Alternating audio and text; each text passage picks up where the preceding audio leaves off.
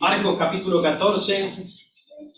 Vamos a leer desde el versículo 43 hasta el versículo 52. 43 al 52. Dice así: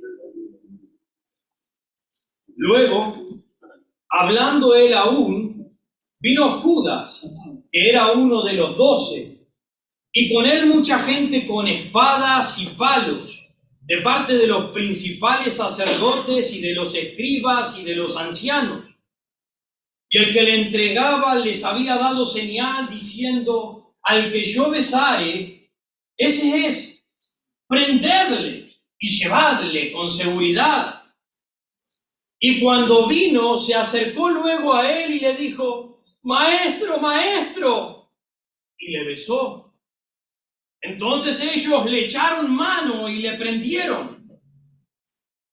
Pero uno de los que estaban allí, sacando la espada, hirió al siervo del sumo sacerdote cortándole la oreja. Y respondiendo Jesús les dijo: ¿como contra un ladrón habéis salido con espada y con palos para prenderme? Cada día estaba con vosotros enseñando en el templo y no me prendisteis. Pero es así para que se cumplan las Escrituras. Entonces todos los discípulos, dejándole, huyeron. Pero cierto joven le seguía cubierto el cuerpo con una sábana, y le prendieron. Mas él, dejando la sábana, huyó desnudo. Nuestro título del mensaje en esta mañana es: con un beso y por un conflicto. Con un beso y por un conflicto. Nuestro tema que vamos a desarrollar es la traición. Oremos. Bendito Dios, rogamos tu guía y tu dirección en esta hora. Señor, úsame, guíame a través de tu palabra. Es tuya, Señor, y este es tu pueblo, no mío. Ruego, Señor, que tú los ministres, que tú, Señor, trabajes en cada corazón a través de tu precioso Espíritu, a través de tu palabra predicada. Te ruego, Señor, que hagas tu obra para salvación en quien no te tiene aún y para crecimiento espiritual, Señor, a aquellos que están flojos, Señor, en tus caminos. Te amamos. En nombre de Jesús. Amén. Amén. La historia de la humanidad ha sido intensa en sucesos de todo tipo. Se han visto actitudes heroicas, actitudes valientes de montones de personas y personajes a lo largo de la historia, al igual que se han visto cientos y repetidas de traiciones y cobardías más ilustres que se puedan pensar o reconocer.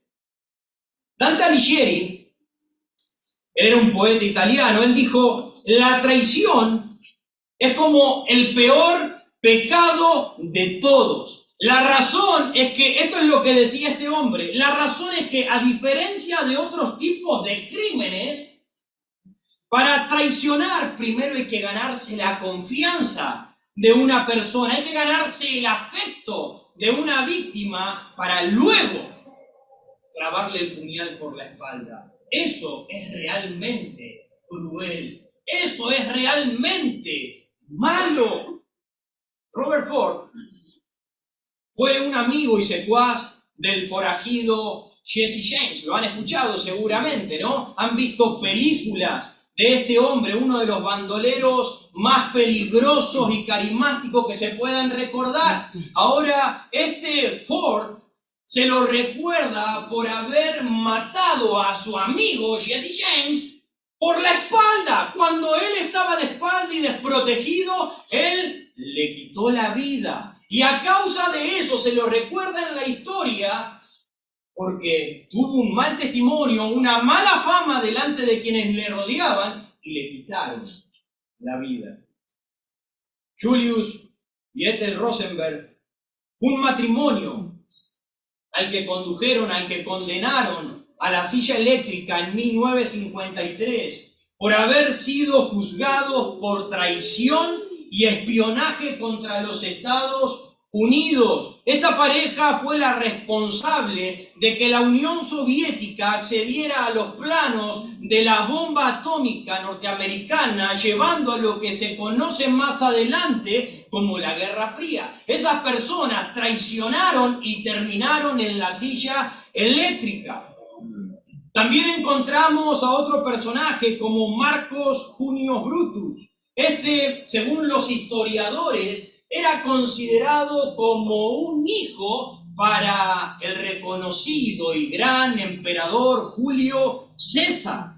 Sin embargo, cuando lo convocó, si no me equivoco, lo convocó, se me fue el nombre, pero cuando lo convocaron para llevarlo a la traición a Julio César, él se juntó con distinguidos senadores y él fue uno de los que estaba allí para apuñalar a Julio César. Y cuando Julio estaba allí, según cuentan y dicen que moría con angustia al ver que ese muchacho, ese hombre, al quien él consideraba como un hijo, estaba allí en medio de esa tremenda traición. La traición es la falta que se comete contra alguien. La traición es quebrantar la fidelidad que alguien debería tener hacia otra persona. Somos infieles en diferentes ámbitos de nuestras vidas. Somos infieles a veces con las personas que tenemos a nuestro lado, con nuestros amigos, con nuestros familiares, aún en el trabajo. Somos traicioneros, somos desleales en montones de ocasiones. Y quizás, porque no la conocemos, pero quizás tu historia sería buena para contar de traición. Estamos inclinados a veces a hacer lo malo y hacer este tipo de cosas. En esta mañana veremos que Jesús, con un beso, es entregado y por un conflicto es abandonado por quienes le aman. Vemos tres tipos de traición en este relato que tenemos en esta mañana. Vemos la traición beneficiosa del pueblo. El pueblo religioso traicionó a Jesucristo porque eso le era conveniente, le era beneficioso a ellos sacarse de en medio a Jesucristo porque les estorbaba en cuanto a su imagen pública frente al pueblo. Pero a su vez, también esa traición que hizo el pueblo religioso también nos fue beneficiosa a nosotros. Siendo que Cristo fue llevado a la cruz como sustituto por nuestros pecados, a causa de esa traición beneficiosa. Era el plan de Dios. Debían cumplirse las Escrituras a través de esto. A su vez, encontramos una traición odiosa. Y esa es la traición de Judas. Esa traición que provoca enojo, esa traición que provoca enfado, irritabilidad, una traición cruel de parte de uno de los hombres más allegados del círculo íntimo del Señor Jesucristo. Pero en último lugar, encontramos una tercera traición, y esta es una traición dolorosa, porque es la traición de sus amigos, una traición que produce tristeza, una traición que produce una tortura interna para nuestro Señor Jesucristo. Podemos decir que en esa noche Jesús recibió el primer rechazo por toda la multitud al querer matarle y no aceptarle como Salvador. A ti no te queremos como Mesías, a ti no te queremos como el Salvador de nuestras almas, a ti no te queremos entre nosotros. Sufrió el primer rechazo por parte del pueblo, podríamos decirlo. En segundo lugar, él recibió la primera burla por parte de Judas, al besarle como si fuera un amigo. Rechazado, burlado y en último lugar sufrió su primera tortura al ser abandonado y dejado solo por parte de sus amigos, y aquellos más íntimos que estaban con él lo dejaron en la hora más difícil. Ahora, ¿cuán leal piensas que le eres tú al Señor Jesús? ¿Cuán fiel te consideras tú a Dios? ¿Crees que no eres capaz de traicionar al que te ama y se interesa por ti en un simple arrebato egoísta?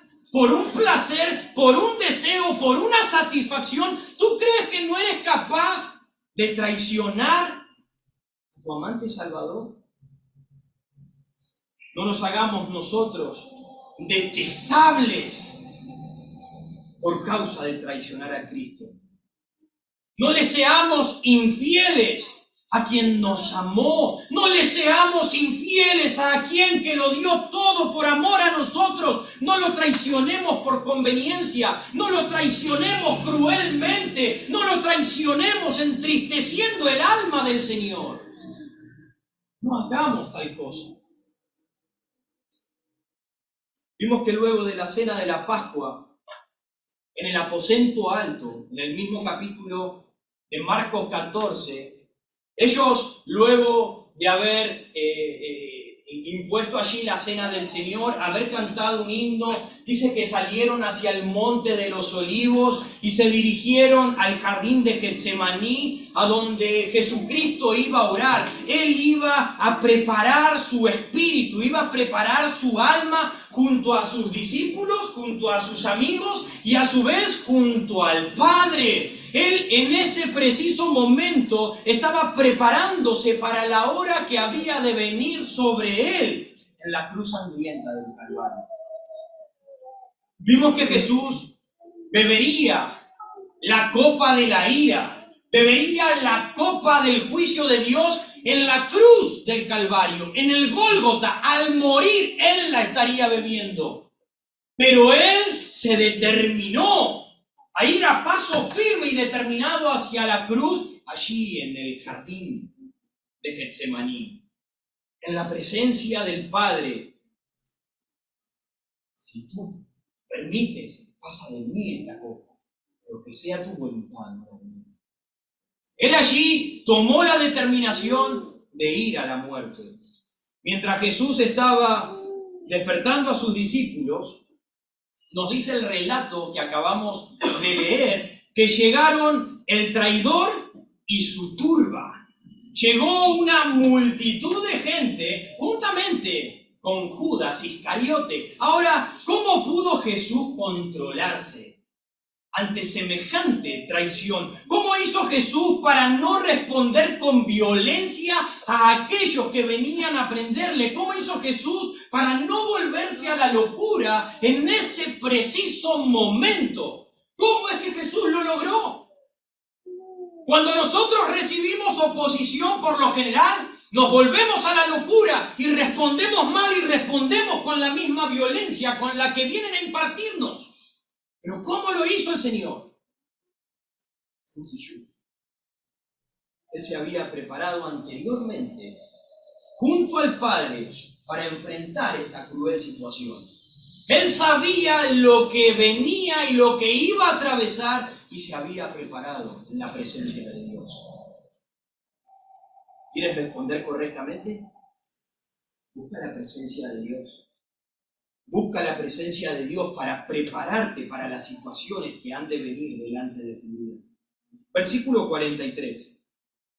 Versículo 43. Luego, hablando él aún, hablando de Jesús, vino Judas, que era uno de los 12, y con él mucha gente con espadas y palos, de parte de los principales sacerdotes y de los escribas y de los ancianos. Este pasaje no nos dice que, solamente nos dice que vino Judas con mucha gente, pero en el evangelio paralelo, en Juan capítulo 18, no lo vamos a buscar, pero nos dice que era una compañía.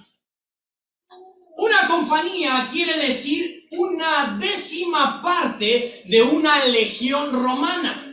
Si una legión romana eran 1000 soldados, así que la 10ª parte implica que eran 600 personas. 600 hombres que vinieron con espadas y con palos, con garrotes, a tomar, a aprisionar al Señor Jesucristo. Ahora, no eran solo soldados romanos. Según entendemos, allí en medio de esta multitud de personas que vinieron, había soldados romanos, pero también estaba la guardia del templo. Desde los tiempos de David, cuando se edificó el templo a través de Salomón, se había planeado que hubiese una guardia nocturna siempre en el templo. Y muy posiblemente esa guardia nocturna era la que también acompañaba juntamente con ellos. Muy posiblemente ellos no podían estar con espadas. Recuerden que estaban bajo la opresión de Roma. Muy posiblemente ellos eran los que tenían palos y garrotes. Y los que llevaban las espadas, seguramente eran los romanos. Pero también estaban allí religiosos judíos importantes que fueron a tomar, a aprisionar al Señor. Y entre ellos, el que encabezaba era Judas Iscariote, uno de los 12. Uno de los 12. Así que aquí llegamos a nuestro primer punto, nuestro primer encabezado. Traicionado por su discípulo, traicionado por un seguidor, traicionado por uno de su círculo más íntimo. Esta traición que vemos fue una traición verdaderamente odiosa. Porque él fingió ser alguien que en verdad no era. Fingió amar, él fingió respetar, él fingió ser fiel. Pero en realidad no lo era. Piensen que Judas era tan íntimo del Señor Jesucristo que él pudo saber en qué lugar iba a estar el Maestro. Judas se había ido antes de que salieran hacia allá, pero Judas sabía que se iba a encontrar en ese lugar. ¿Y saben por qué? Porque Judas pasaba demasiado tiempo con Jesús. Judas conocía sus hábitos, Judas conocía sus prácticas, Judas conocía los lugares que Jesucristo frecuentaba y las costumbres diarias de su Maestro. El Evangelio de Juan nos dice que Judas conocía el lugar porque Jesús se había reunido allí muchas veces con sus discípulos. Judas lo conocía. Este era un verdadero traidor. Él simulaba ser un creyente, él simulaba amarlo a Jesucristo, él simulaba querer a sus compañeros, él simulaba todo. Y piensen una cosa, y es tremendo, porque en las Escrituras no nos dice en ningún lado nos dice que Judas no hizo un milagro. En ningún lado nos dice que Judas no predicó el Evangelio. Por el contrario, cuando reunió a los 12, dice que los envió y aún luego los 70. Y entre ellos estaba Judas. Imagínense cuánto conocía este hombre, cuánto estaba simulando e imitando. Él iba y venía. Él llevaba y traía. Constantemente hacía eso. Él había fingido su lealtad hasta el final. Miren lo que dice el versículo 44. Y el que le entregaba les había dado señal diciendo: al que yo besare, ese es, prendedle y llevadle con seguridad. Judas había dispuesto una señal, y esa señal era darle un beso al maestro. En aquellos días era costumbre saludar a un rabino, a un maestro, saludarlo con un beso. Y Judas era un descarado, era un sinvergüenza. Tal es así que a la hora de entregarlo, a la hora de llevarlo a la muerte, se le acercó dándole un beso a Jesucristo, mostrándose amigable hasta el final. Así hay muchos, pero ya vamos a desembocar ahí. No lo tomes personal.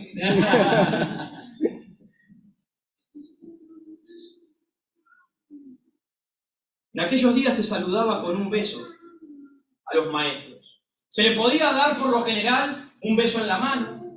Cuando estaba el maestro allí, venían y le besaban la mano al maestro, o quizás le daban un beso en el doblado del manto y allí lo saludaban.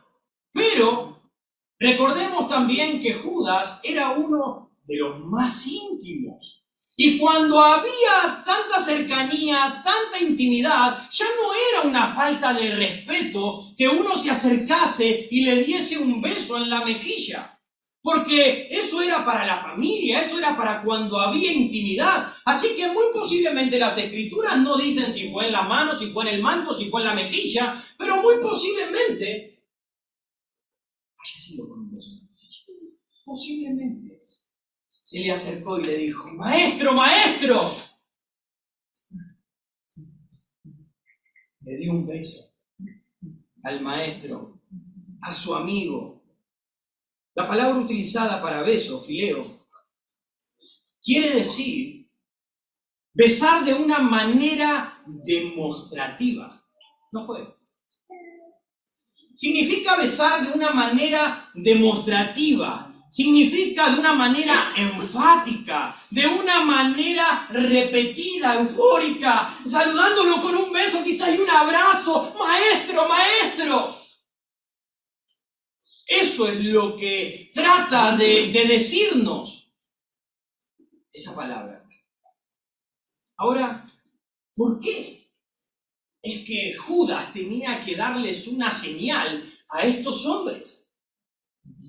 ¿Acaso Jesús no se paseaba por las calles? ¿Acaso Jesús no caminaba por el templo? ¿Acaso todas esas personas no le conocían? ¿No le habían visto hacer un montón de cosas? ¿No habían charlado con él?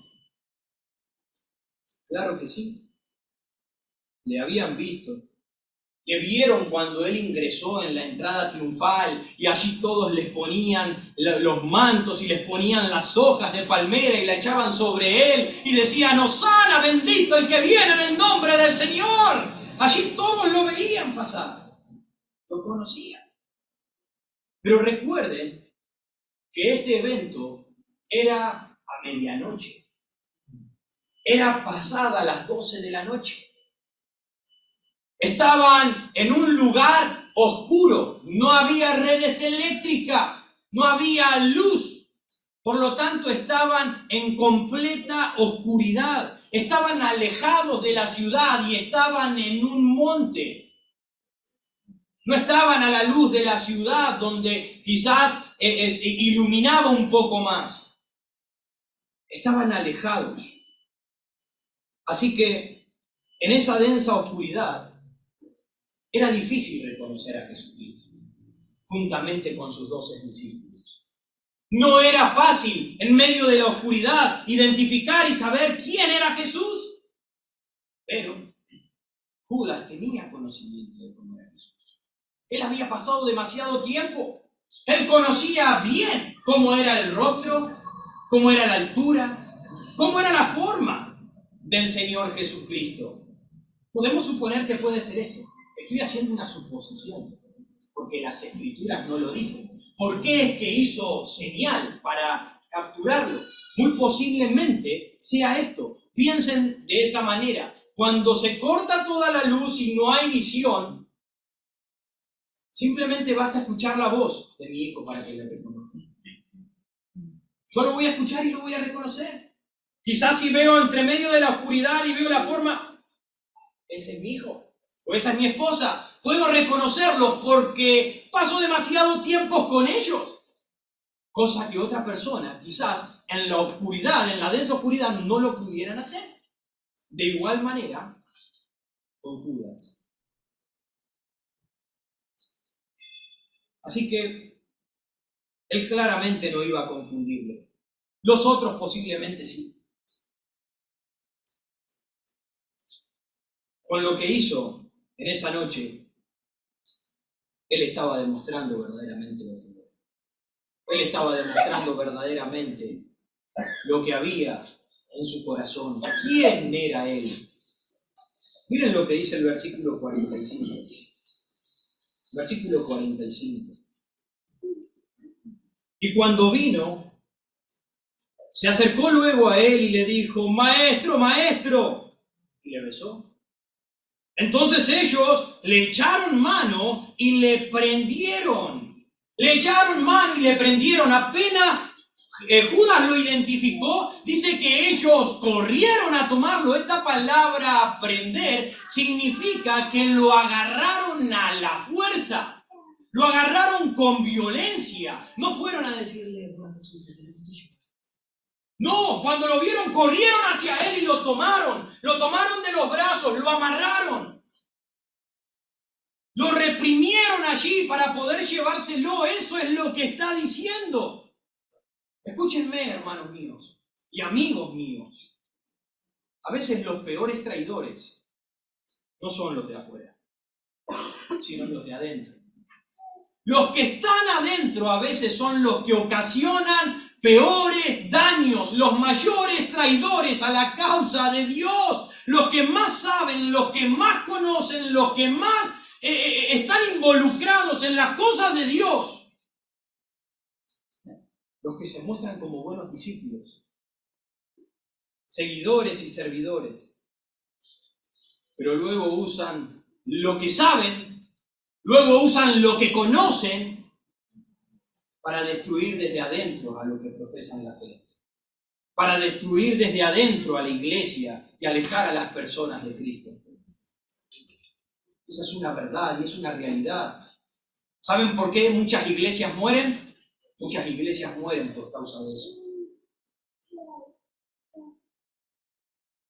Necesitamos tener cuidado. Necesitamos mirarnos a nosotros mismos y ver cuál es nuestra condición. ¿Seré yo uno de esos? ¿Seré yo como Judas? Mira tu corazón, porque Judas no terminó bien. Judas no vivió una vida feliz. Judas, luego de lo que hizo, pagó las consecuencias. Ahora, ¿por qué traicionó Judas al Señor? ¿Por qué hizo tal cosa? ¿Estaba frustrado porque Jesús no iba a tomar las riendas del gobierno romano? ¿Estaba enojado? Pero entonces, ¿qué? ¿Jesús no nos va a liberar de la opresión de Roma?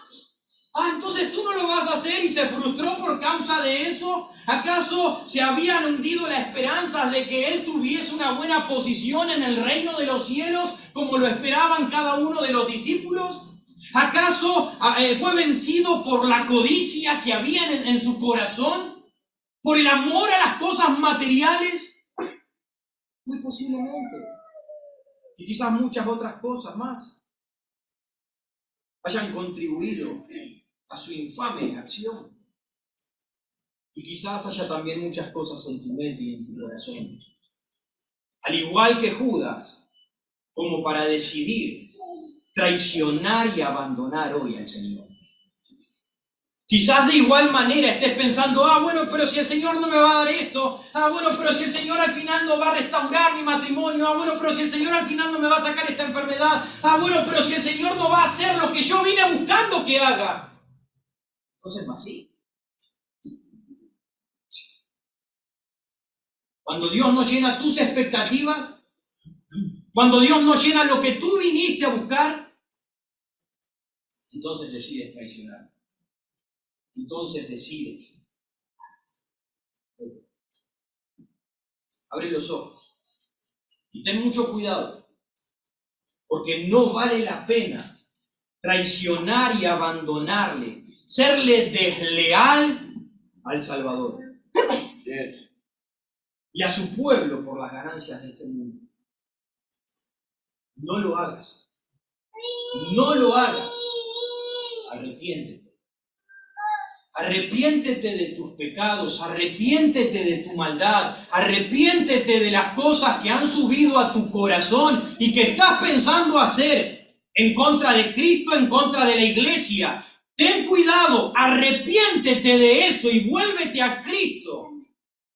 Y es amplio en perdonar.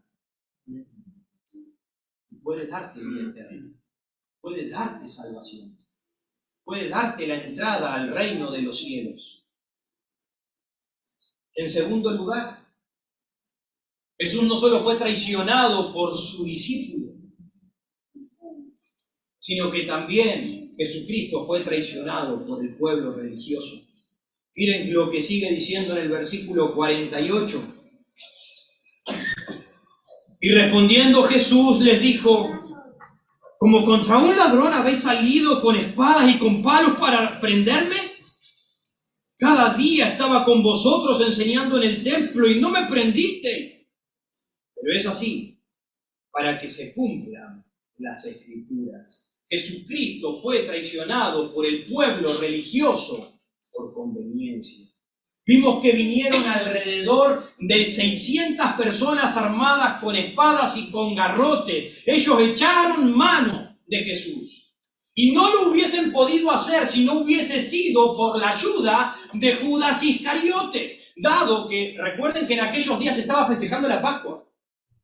Y había montones, cientos, miles de personas allí mismo en Jerusalén. Así que piensen que había montones de personas a los alrededores hospedándose y quedándose. Así que hubiese sido difícil poder encontrarlos, ubicarlos, y si lo hubiesen encontrado, hubiese sido difícil identificarlo otra vez por la oscuridad.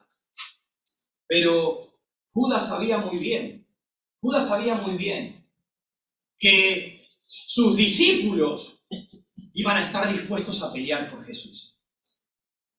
Por eso también llevó una gran multitud. Por eso también fue una gran cantidad de gente a apresarlo. Así que, con la ayuda del peor de los traidores, el pueblo ahora también traiciona al Señor Jesucristo.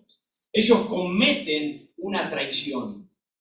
Nos sigue diciendo en el versículo 46, como leímos, entonces ellos le echaron mano y le prendieron con violencia. Entonces en el versículo 48 Jesús le dijo al pueblo religioso como a un ladrón y a un criminal: ¿así vienen a prenderme? ¿Así vienen a arrestarme? Jesús, contrario a la violencia con la que estas personas venían a ejercer sobre él con humildad y con mansedumbre, se dirigió frente a estas personas.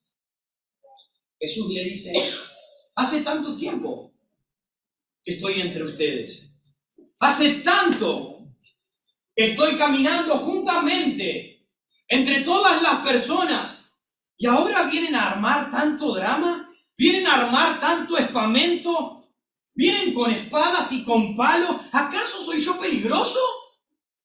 ¿Acaso soy yo un ladrón? ¿Acaso yo le he quitado algún bien a alguien a un bien que le pertenecía a otra persona? ¿Acaso yo le he quitado la vida a alguien? ¿Acaso yo he infringido la ley de Dios como para que ustedes vengan de esta manera a prenderme? Como fueron a prender a Jesús es como se prendía a los ladrones, a los homicidas. Se los capturaba de esa manera. ¿Así vienen a prenderme? Entonces, ¿por qué no me arrestaron a la luz del día en el templo?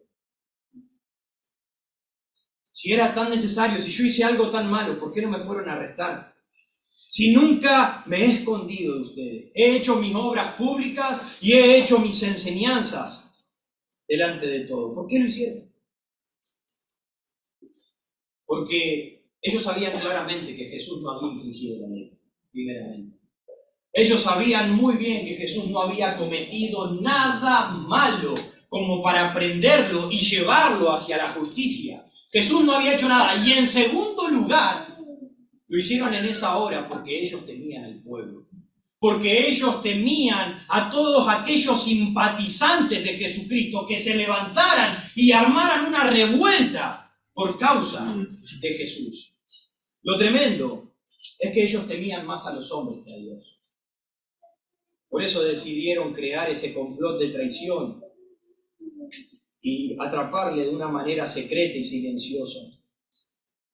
Además, dice el Señor Jesucristo en el versículo 49, dice: cada día estaba con vosotros enseñando en el templo y no me prendisteis. Pero es así para que se cumplan las Escrituras. Esta traición era necesaria, dijo el Señor. Era necesaria porque ya se había profetizado, ya se había hablado de esta traición, de este arresto, de este maltrato, de este abandono. El cumplimiento de esta profecía de la que Jesús estaba hablando era de Isaías capítulo 53, donde dice: fue despreciado y desechado por los hombres, por cárcel y por juicio. Fue quitado, fue contado con los transgresores. Así es como se lo estaba contando al Señor. Esta fue una traición beneficiosa. Los religiosos estaban sacando provecho de este complot y de esta traición que estaban llevando hacia Jesucristo, sabiendo que no lo merecía. Pero también fue beneficiosa para la humanidad. Amigo, escúchalo bien, fue beneficiosa para ti también.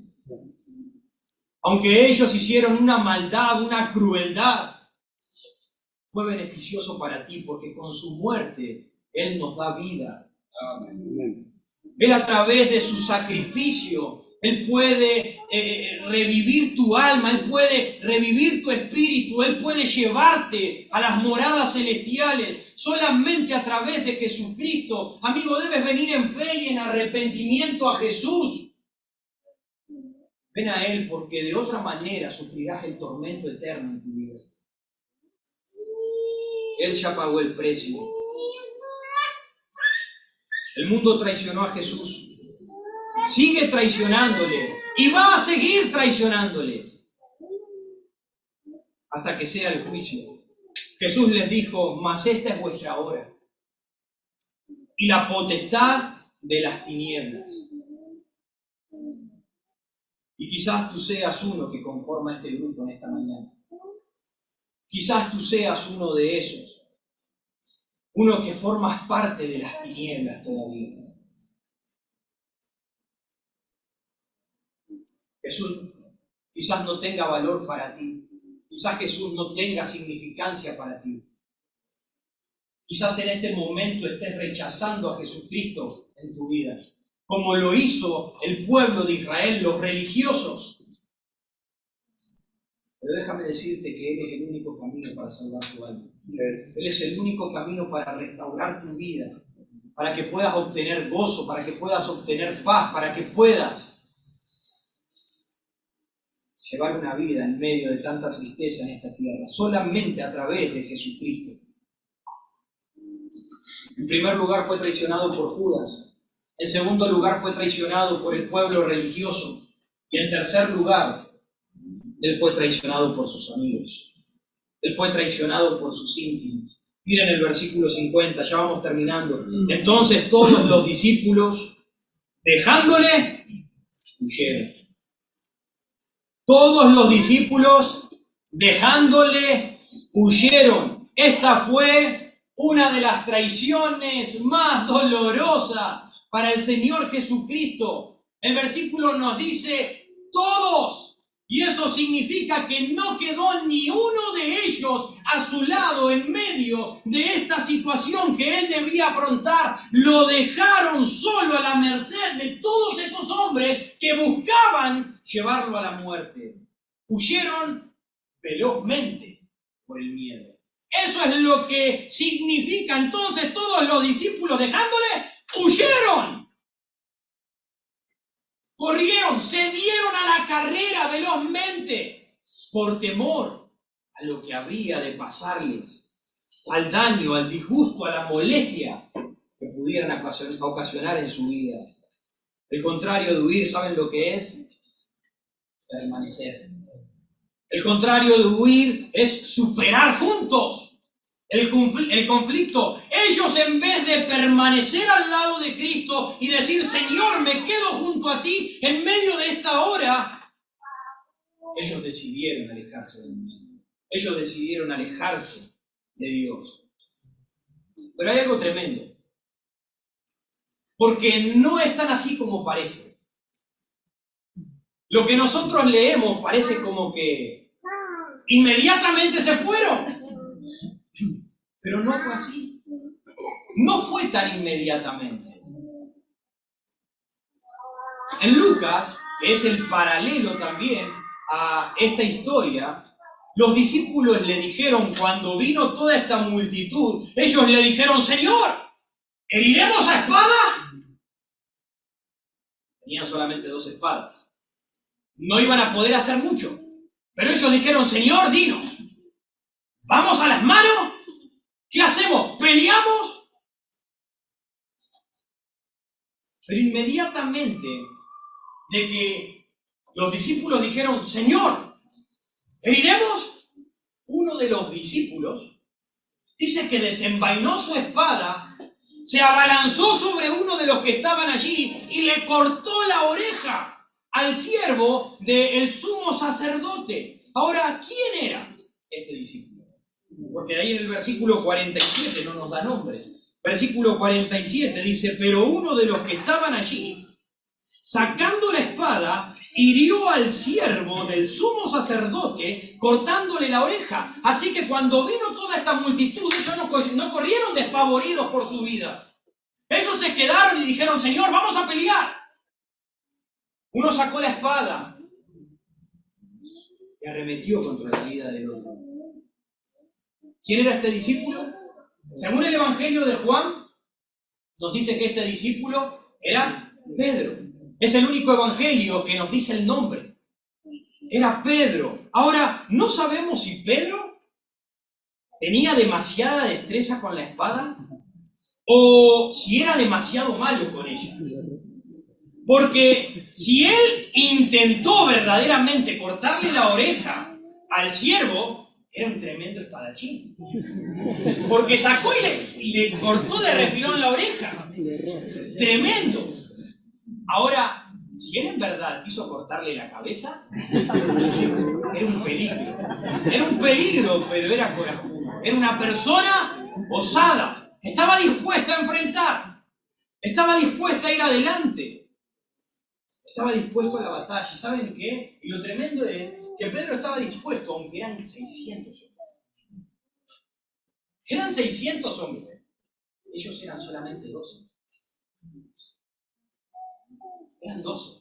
Los 11 discípulos y Jesús. Ahora, ¿qué le llevó a Pedro a ser tan loco? ¿No han pensado que ustedes harían eso? Viendo que lo superan por ¿cuántas veces? Montones de veces, ¿no? En número. Son solamente 12 contra 600. Tiran la espada del piso. Nos rendimos.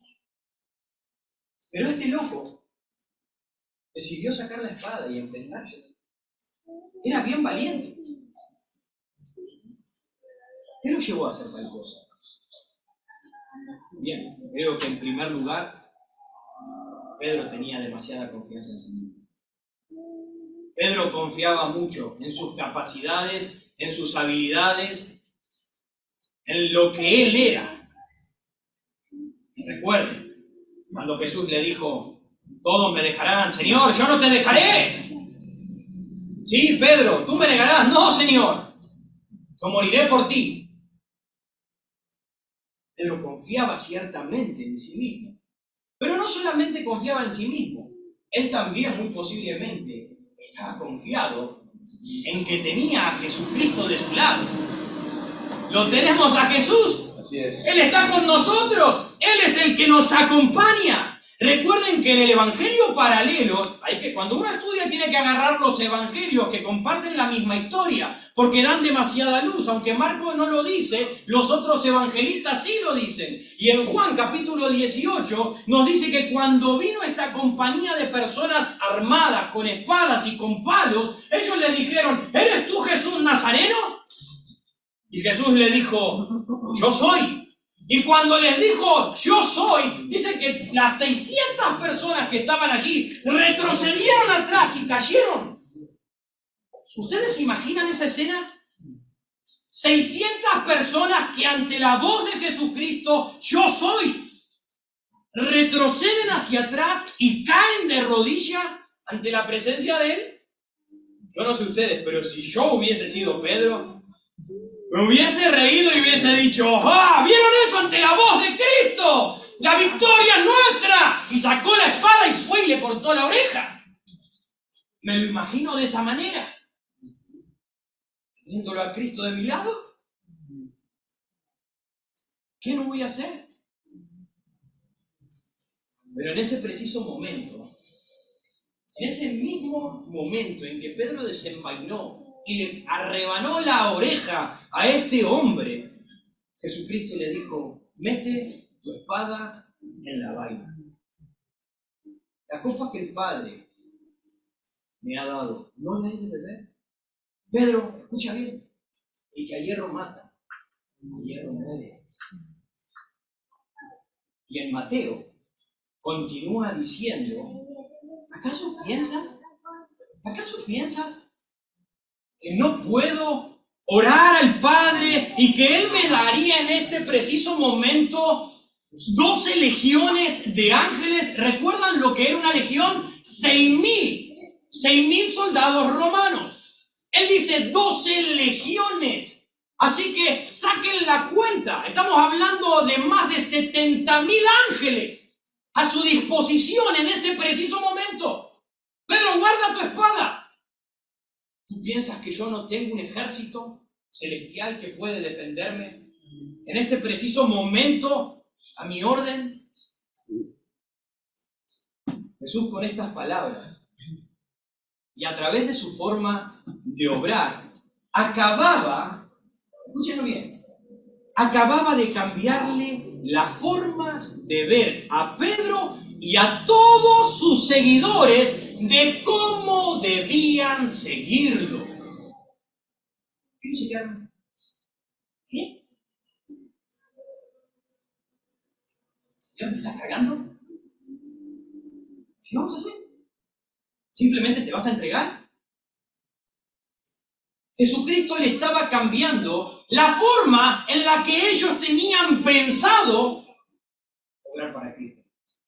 La forma en la que ellos tenían pensado llevar adelante el reino de Jesucristo. Jesús le dijo: esta no es la forma de establecer mi reino. Esta no es la forma en la que ustedes deben servirme a mí. No es con violencia, no es con su fuerza física, no es con su poder, no es en la carne.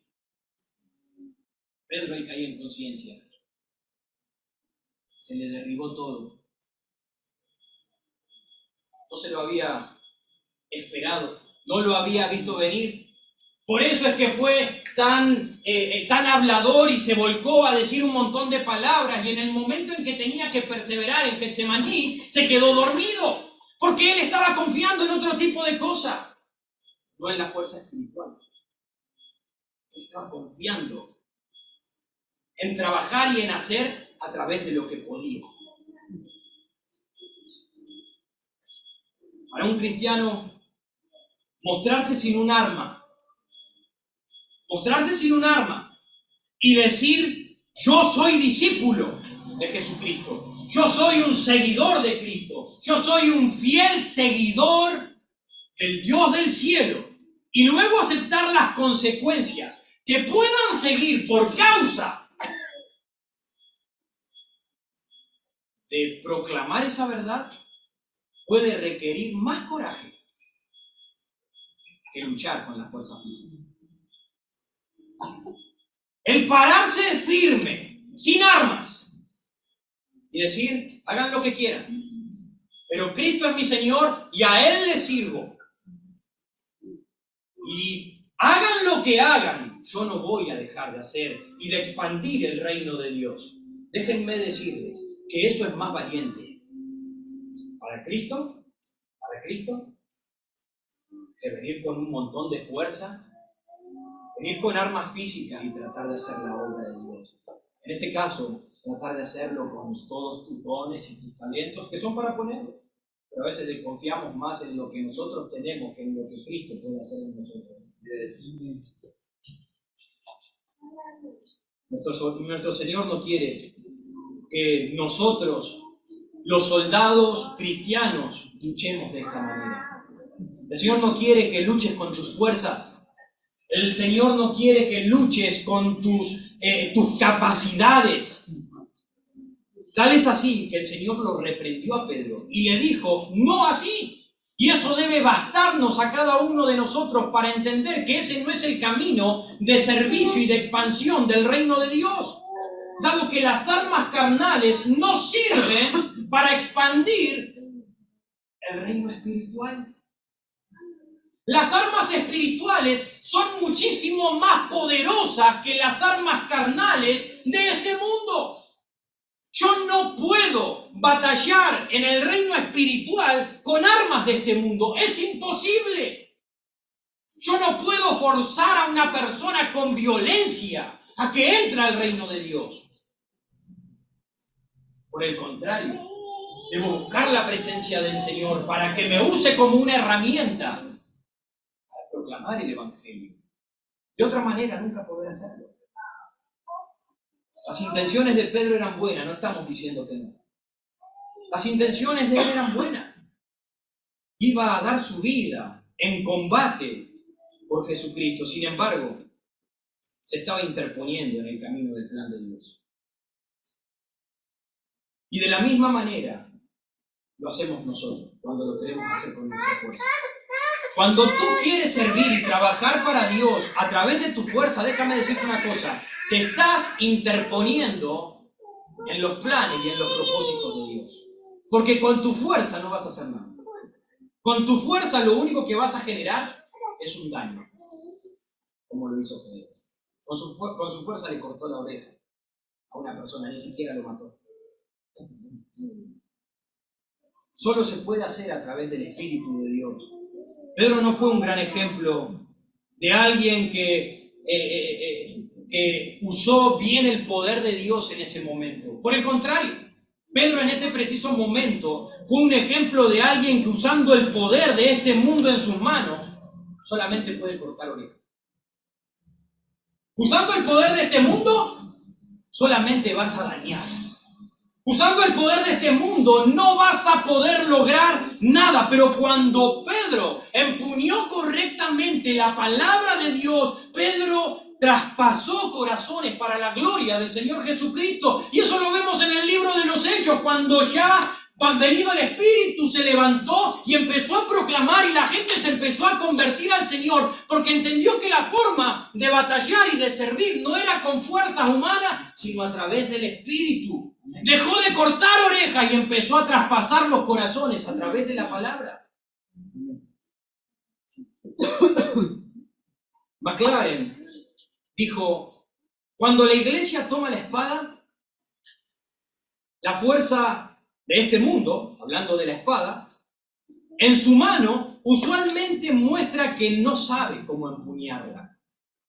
Y muy a menudo herimos a las personas equivocadas. Hacemos mal las cosas. Lucas nos dice que Jesucristo tomó la oreja de ese hombre que seguramente cayó al piso. No sé si la sopló para sacarle el pasto a la tierra. No sé. Pero tomó la oreja, se la volvió a poner y hizo un milagro tremendo en ese mismo momento. Lo sanó, lo curó y ese hombre se fue sin un daño alguno. El Señor sanó el daño que Pedro ocasionó obrando mal. Barclay dijo así, ¿saben una cosa? Si Jesús no hubiera sanado a Malco solucionando el daño que había hecho, escuchen esto, Pedro hubiera sido arrestado también en esa misma noche. ¿Saben por qué? Porque había cometido un delito. Él hubiese sido arrestado juntamente con Jesús y quizás hubiera habido 4 cruces en el Calvario en vez de 3. Así que cuando los discípulos se dieron cuenta, allí fue. Cuando los discípulos se dieron cuenta de que Cristo ya no se iba a defender, cuando se dieron cuenta de que Cristo ahora ya no iba a obrar en defensa propia y en defensa de sus discípulos, ahora vieron toda la contraria. Dijeron, muchachos, corramos. Corramos porque estamos hasta las manos, son 600. Ahí se le terminó. Se le terminó la valentía. Pero tengo a él acá. ¿Qué le faltaba? La confianza y la fuerza espiritual para quedarse. ¿No hacemos nosotros lo mismo con el Señor? Cuando vemos que el Señor nos traza un camino de entrega y de sufrimiento, un camino que no esperábamos transitar, entonces le traicionamos como los discípulos y nos alejamos de Él corriendo velozmente. Cuando el Señor nos dice, no, esa no es la forma. Eso no es lo que quiero, yo quiero esto. Pero Señor, es demasiado. Uy, pero Señor, eso es demasiado difícil. Uy, pero Señor, me cambias todos los planes. Oh, Señor, me cambias la agenda. Cuando las cosas se ven difíciles a causa de la demanda espiritual que Cristo nos hace, entonces, lo mencionamos. Entonces, corremos despavoridos por nuestra vida. Jesús les dijo a las multitudes que estaban allí, les dijo, tómenme a mí, dejen a ellos que se vayan. Qué grande el Señor. Dejen a ellos que se vayan. ¿Y saben por qué dijo eso? Sabía que los discípulos no estaban preparados para morir por él. Quizás el Señor tenga que decir lo mismo hoy por ti. Quizás tú todavía no estás preparado para dar tu vida por el Señor. Verdaderamente, no con la fuerza humana, como el mundo lucha, sino demandando espiritualmente como Dios quiere. Unas horas antes, Jesucristo les había dicho que todos se iban a escandalizar. Y ciertamente en este preciso momento se estaba cumpliendo. Todos sus discípulos se escandalizaron y huyeron. Ninguno dijo, yo le he dado mi vida a este hombre. Está bien, Señor, ¿vas a entregarte? Está bien, Señor, ¿no quieres que luchemos con espadas? ¿No quieres que vayamos a la fuerza? Está bien, Señor. He dado mi vida. He entregado mi vida para ti. De lo que te acusan, me tendrán que acusar a mí también. Si a ti te llevan preso, entonces me tendrán que llevar preso a mí también. Si a ti te azotan, entonces a mí también me tendrán que azotar. Si a ti te llevan a la muerte, entonces me tendrán que matar juntamente contigo. Pero no fue así. Las Escrituras nos dicen que se fueron corriendo. Huyeron muertos de miedo, alejándose de él. Presten atención, terminamos. Versículo 51. Pero cierto joven le seguía cubierto el cuerpo con una sábana y le prendieron, mas él, dejando la sábana, huyó desnudo.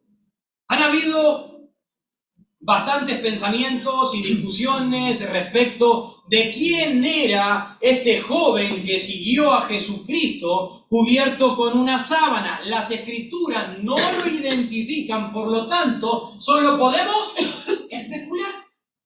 Solo podemos suponer quién pudo haber sido. Algunos han sugerido que este era Juan Marcos.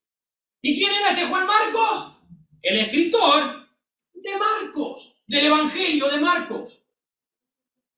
Porque es el único que detalla esta historia. Los demás evangelios, esta porción, la obvian, no la dejaron plasmada. Ahora, las sábanas que llevaba este joven no eran unas sábanas de cama como nosotros quizás pensamos. Agarró las sábanas de la cama y se fue con eso.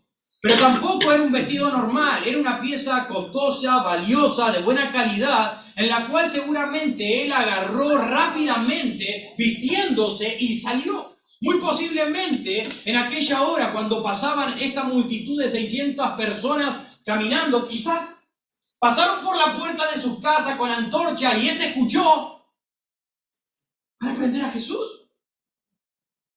Tomó rápidamente algo y salió corriendo hacia allá. Ahora,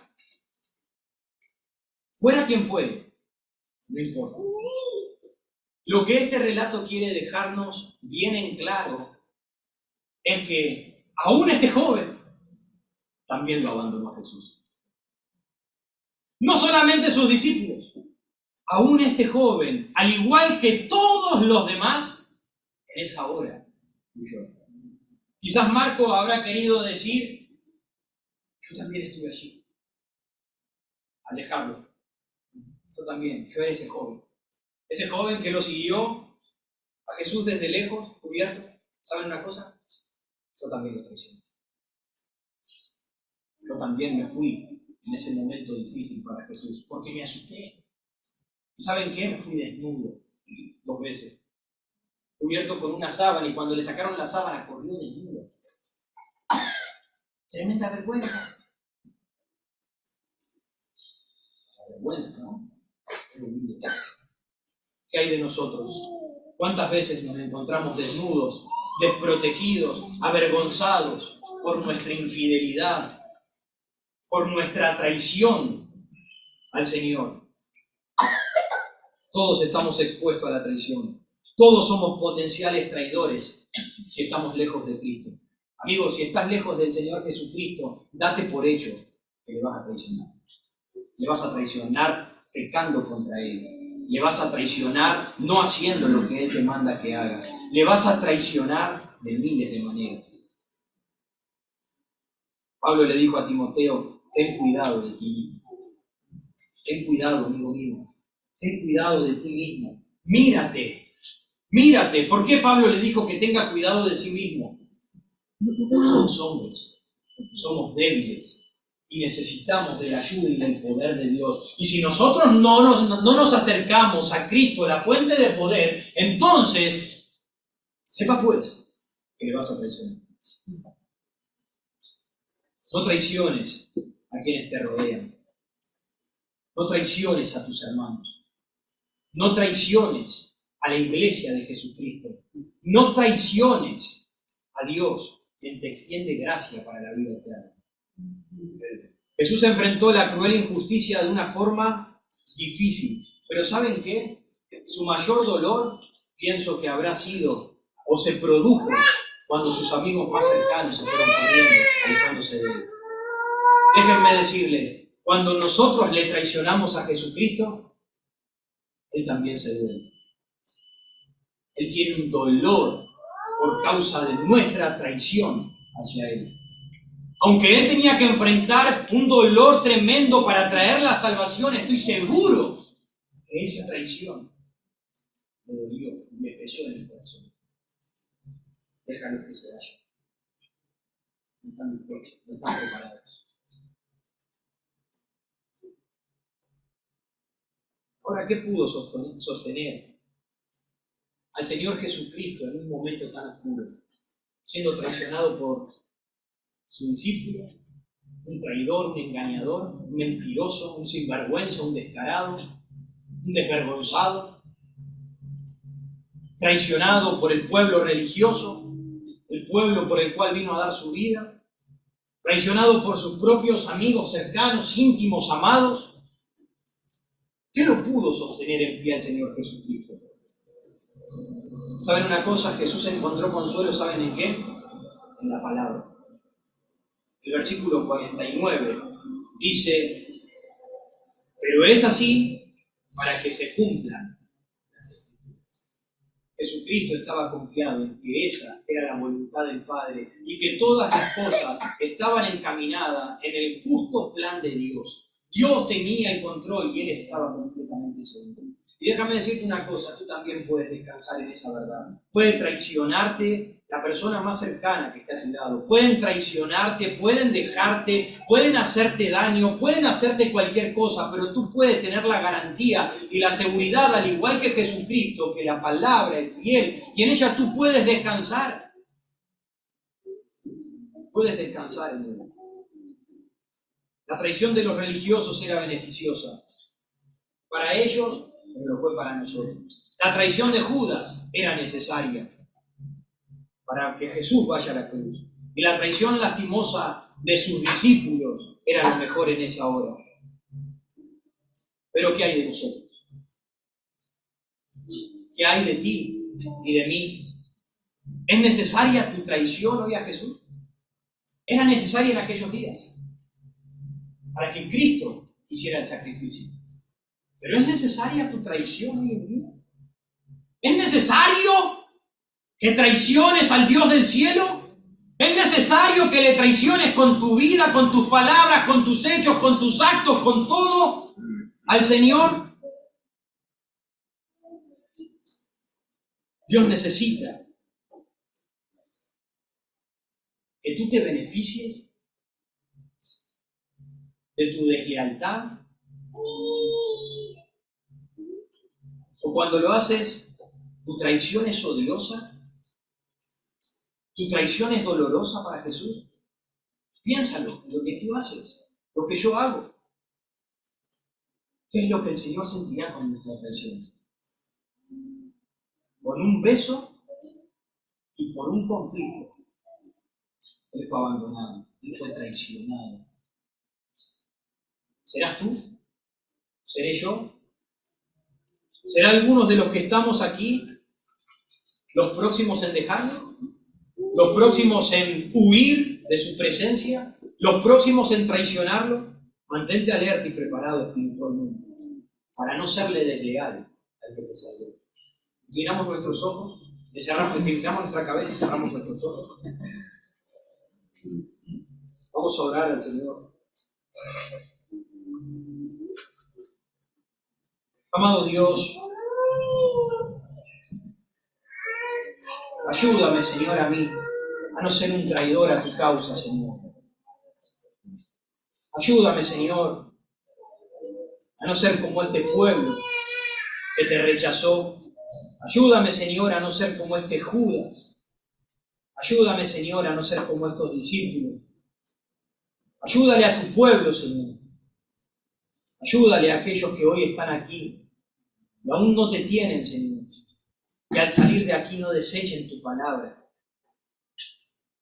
Por el contrario, que vengan a tus pies, Señor, que se rindan ante ti, al único Dios soberano, al único que puede dar vida, al que levanta a los muertos. Te ruego, Señor, trae salvación. Te ruego, Señor, aviva nuestro espíritu. Ayúdanos a ser fieles, Señor, a ti, a no traicionarte. Y a entender, Señor, que nuestra lucha,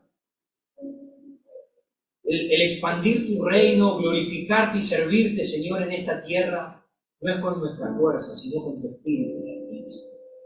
Ayúdanos.